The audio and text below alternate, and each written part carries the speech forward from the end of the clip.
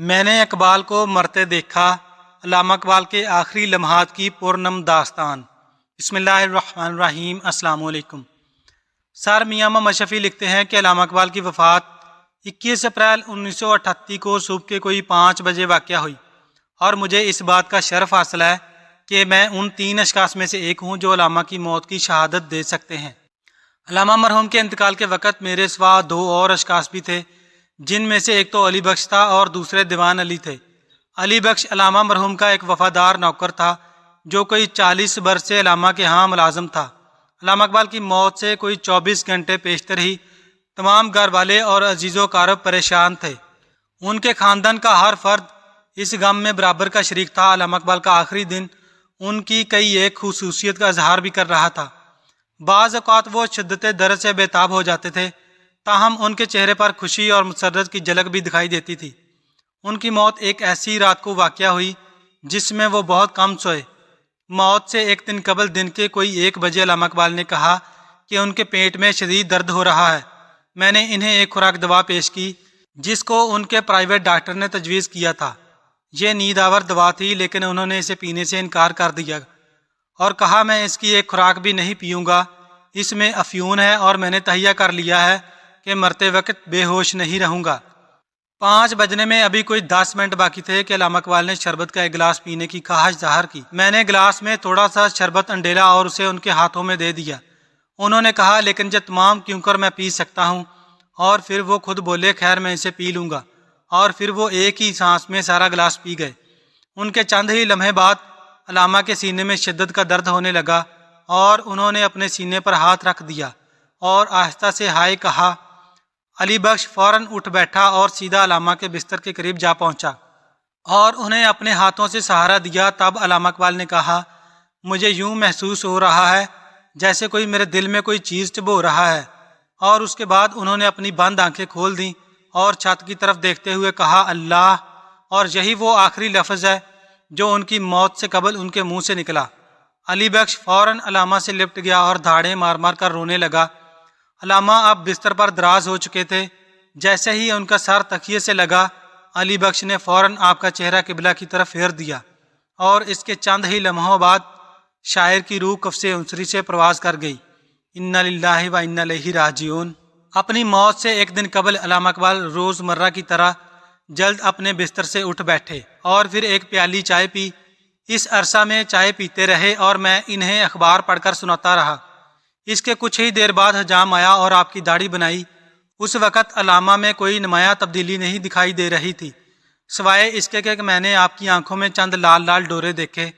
پھر اقبال اپنے دفتر چلے گئے جو کہ ملاقاتی کمرے سے ملحق تھا، اور وہاں جا کر بستر پر لیٹ گئے۔ آپ تکیے کے سہارے بہت دیر بستر پر لیٹے رہے۔ آپ کو کھانسی نہایت شدت کی ہونے لگی۔ بعض دفعہ تو اتنی شدت سے ہوتی کہ آپ کا چہرہ سرخ ہو جاتا اور آپ بالکل بے بس و لاچار دکھائی دیتے۔ اسی شام کا ایک قصہ بانو سے متعلق ہے۔ بانو علامہ اقبال کی چھوٹی لڑکی کا نام ہے، جو تیز تیز دوڑتی ہوئی علامہ کے کمرے میں داخل ہوئی اور خاموشی سے آپ کے پہلو میں بیٹھ گئی۔ علامہ کی نظر کافی کمزور ہو چکی تھی۔ آپ نے بچی کے سر پر ہاتھ رکھا اور پیار سے کہا کون آیا ہے؟ شاید بانو ہوگی۔ ایک اور موقع پر جیسے ہی بانو کمرے سے باہر نکلی، آپ نے فرمایا وہ بخوبی جانتی ہے کہ اس کے باپ کی موت کی گھڑی قریب آ چکی ہے۔ بانو حسب معمول اپنے باپ سے ملنے کے لیے 3 دفعہ آیا کرتی تھی، ایک تو مدرسہ جاتے وقت، دوسرے واپسی کے وقت، تیسرے سونے سے قبل۔ اقبال بانو سے اکثر کھانے کے متعلق دریافت کیا کرتے تھے، تم نے آج کیا کھانا کھایا اور کتنا کھایا؟ بانو معصومیت سے ہاتھ کے اشارے سے جواب دیتی کہ اتنا کھایا، اور شاعر مسکرانے لگتے۔ وہ اکثر کہا کرتے تھے کہ چھوٹے بچوں سے صرف کھانے پینے کے بارے میں پوچھنا چاہیے، اور یہی وہ آسان طریقہ ہے جس سے بچے کا دل مول لیا جا سکتا ہے۔ موت سے ایک دن قبل دوپہر کے وقت بانو آپ سے بغل گیر ہو گئی۔ نہ جانے اس دن اقبال کو کیا ہو گیا تھا۔ وہ رو رہے تھے اور بانو حیرت سے آپ کا منہ تک رہی تھی۔ اس وقت سورج غروب ہو رہا تھا اور اس کی ارغوانی شعاعیں علامہ مرحوم کے مکان کو چھوتی ہوئی آہستہ آہستہ آگے بڑھ رہی تھی۔ علامہ کا بستر ان کے دیوان خانے میں بچھا دیا گیا۔ اسی موقع پر ایک تانگا راستے سے گزرا۔ تانگے والا ایک غمگین پنجابی گیت گا رہا تھا۔ علامہ نے جب اس کی درد بھری آواز سنی تو ایک سرد آہ بھری اور چھت کو گورنے لگے۔ اس واقعہ کے کچھ ہی دیر بعد فاطمہ بیگم اقبال سے ملنے آئی۔ فاطمہ ایک مقامی اناس کالج کی پرنسپل تھی۔ شاعر نے آپ سے لڑکیوں کے متعلق مذہبی مسائل پر بات چیت کی۔ آپ نے کہا کہ مسلمان لڑکیوں کو سختی سے اسلام کی تعلیم دینا چاہیے۔ اس وقت آپ کے سارے دوست احباب اور رشتہ دار جمع ہو چکے تھے۔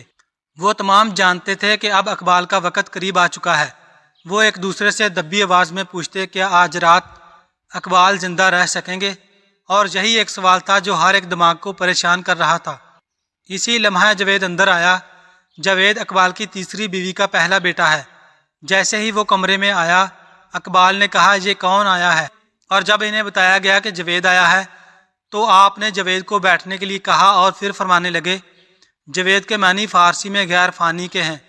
آپ نے اپنے قریبی دوست محمد حسین کو مخاطب کرتے ہوئے کہا کہ جاوید کے پیدا ہونے کے تھوڑے ہی دنوں بعد میں مجدد شاہ کے مقبرے پر حاضر ہوا تھا، جہاں میں نے خدا سے دعا فرمائی تھی کہ وہ نومولود کو زمانے کی خراب باتوں کی ناپاکی سے پاک کر دے۔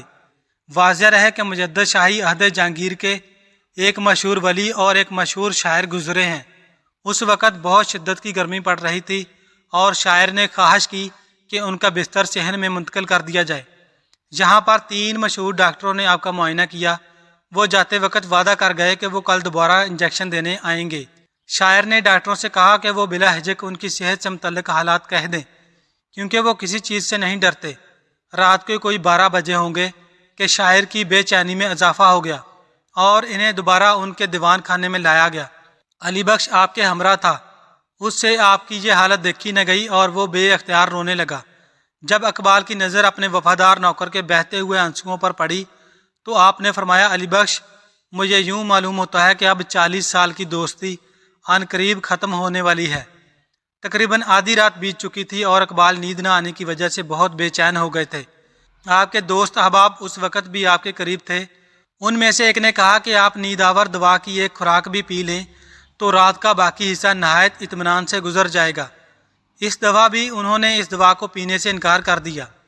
اس کے بعد دوستوں سے آپ نے اجازت چاہی اور آپ سونے کے لیے چلے گئے۔